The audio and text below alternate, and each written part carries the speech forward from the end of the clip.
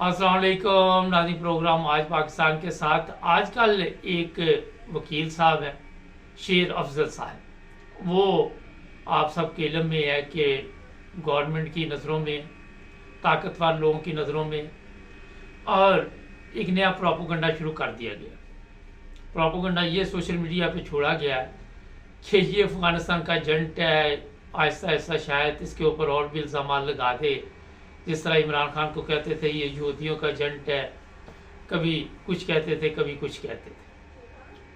और आप सबके इल्म में है कि जो ताकतवर लोग हैं वो किसी ऐसे बंदे को भी आज़ाद नहीं छोड़ना चाहते जो उनकी लिए प्रॉब्लम बने, जो उनकी ताकत के लिए मसला पैदा करे।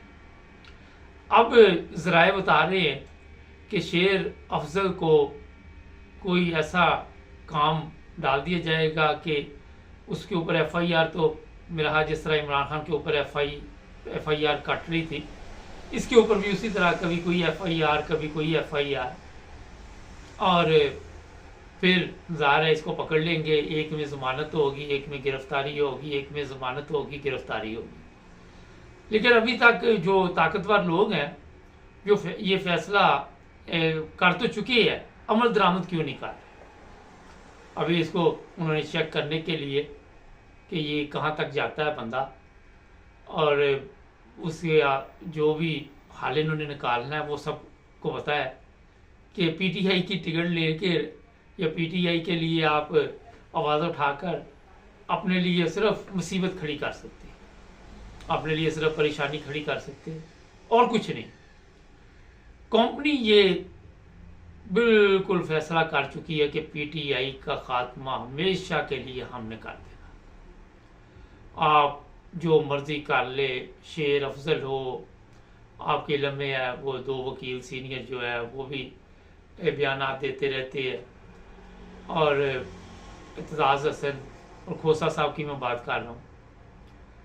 लेकिन इन सब के बयानात को बड़ा सीरियस लिया जा रहा है और देखा जा रहा है कि हालात कहाँ पे जा रहे हैं, और मुकम्मल तौर पर इस वक्त तमाम इदारे जो है इन पे नज़र रखे हुए हैं।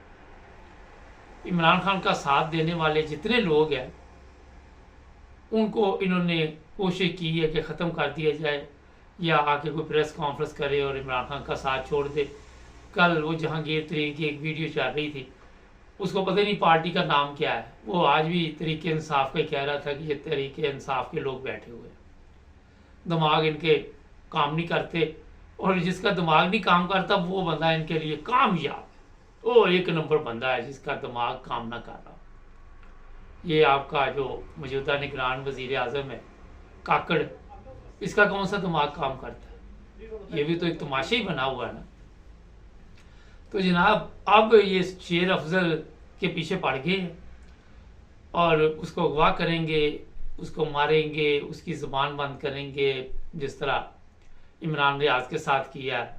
और ये भी इतला है कि नवाज शरीफ को कंपनी ने कहा कि आपके अंदर कोई ऐसी चीज़ नहीं रही कि हम तमाशा बने, और आप मेहरबानी करके इलेक्शन में हिस्सा ना ले, किसी तरह यहाँ से दफ़ा हो जाए। और वो देखते हैं अब किस तरह वहाँ से निकलता है। कोई ना कोई गेम डालेगा कि तबीयत ख़राब है, वो बुखार शिखार है, जो 4 साल पहले इलाज चलता रहा वो दोबारा वहीं से शुरू हो जाएगा। और आने वाले दिनों में बहरहाल या तो कंपनी कोई नया घोड़ा तैयार कर रही है जिसको सामने लेके आएंगे, और पीछे यही तमाशबीन रहेंगे। तमाशबीन इन्हीं से काम वो चलाएंगे, क्योंकि नए तमाशबीन ज़रा तैयार मुश्किल से हो रहे हैं। नए तमाशबीनों पे इतमाद भी नहीं है, भरोसा नहीं है, क्योंकि आपने देखा मरियम के जलसे, ये दूसरे जलसे, वहाँ पे लोग जाते हैं और फिर वहाँ पे नारे इमरान खान के लग जाते हैं, खाना शाना खा के गालियाँ शालियाँ दे के आ जाते हैं, चोर चोर के नारे हर तरफ चलते हैं। हमारे मुल्क की बदकिस्मती देखें कि हमें चोरों के अलावा मिलता भी कोई नहीं, कोई बंदा नहीं मिलता कि जो आके बताए जनाब के हमने भी सीधे रास्ते पे चलना। कल नहीं मेरी जर्नी में बात हो रही थी, तो बताया जा रहा है कि प्रॉपर्टी नहीं लोग खरीद रहे। जो जितनी कॉलोनी बनाई, जितनी भी स्कीमें बनाते हैं, उनको 2-2 3 दिन दफ़ा भेज देते हैं। लोगों का भरोसा उठ गया, सारा पैसा इस वक्त दुबई में लगा हुआ है। तमाम पाकिस्तानी जिनके पास कोई मालशाल है वो चाह रहे हैं कि पाकिस्तान छोड़ के इधर से चले जाए और दूसरे मुल्क किसी जाके अपना रोज़गार का बंदोबस्त करे, कोई वहाँ पे कारोबार का सिलसिला शुरू करे। जिस तरह का भी वीज़ा किसी को मिल रहा है वो लेने के लिए तैयार है। बिजनेस वीज़ा मिल जाए और या दूसरा मिल जाए, विजिट कोई भी मिल जाए। नाज़रीन, सरमाया बड़ी चीज़ होती है, आपको पता होना चाहिए। पिछले दिनों अफ़गानिस्तान के लोगों को भी निकाला है और ये जो आपका डॉलर, ये जो पाउंड, ये जो यूरो वक्ती तौर पर नीचे आया था, ये इसी तरह ये कोई छत गिरने वाली हो तो उसके नीचे कोई सहारा दे के उसको खड़ा किया जाता है और उसके बाद फिर वो वहीं की वहीं रहती है। तो जनाब, ये इस वक्त जो हालात है वो मैंने आपको बता दिए। अब देखना ये है कि कंपनी जो है, एक और चीज़ है, आदिल राजा और हैदर मेहदी मैदान में आए हुए हैं। उन्होंने बेशुमार इल्ज़ाम लगाए, इस वक्त वो भी खुल के सामने आ गए। उनके नज़दीक जो फैसले किए गए हैं उनकी कोई अहमियत नहीं है।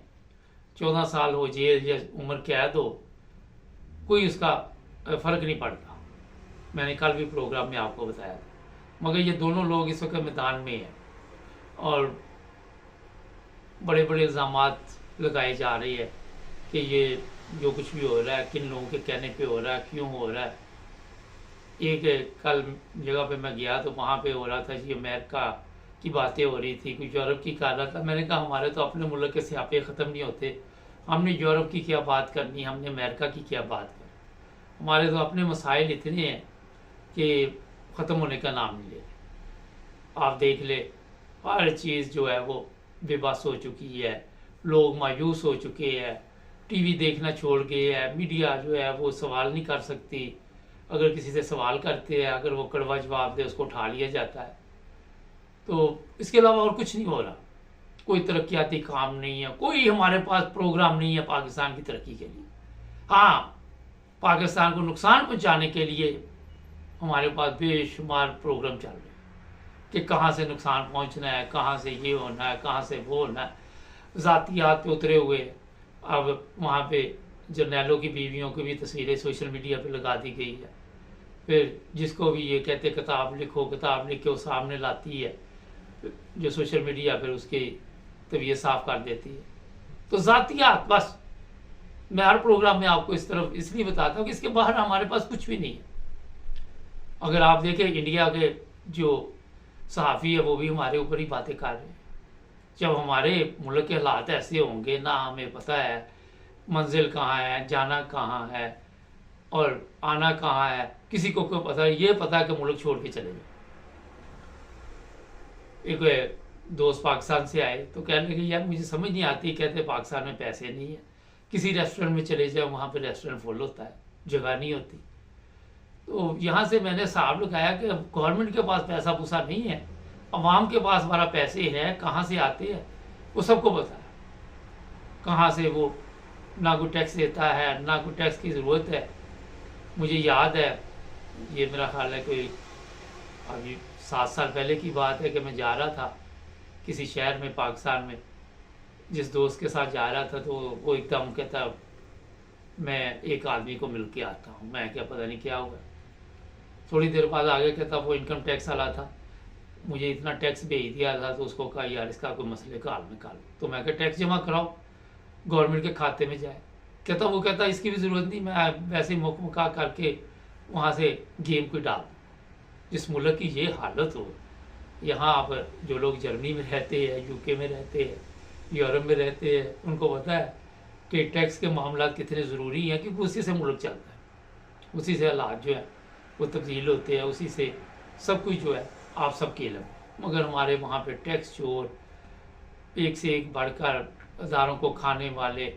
मैं देख रहा था लोग दूसरी मुल्कों की एयरलाइन को वो मुनाफे में जा रही है, सऊदी अरब की है, तुर्किश है, ये उन मुल्कों की बात कर रहा हूँ, यूरोप की नहीं मैं बात कर रहा।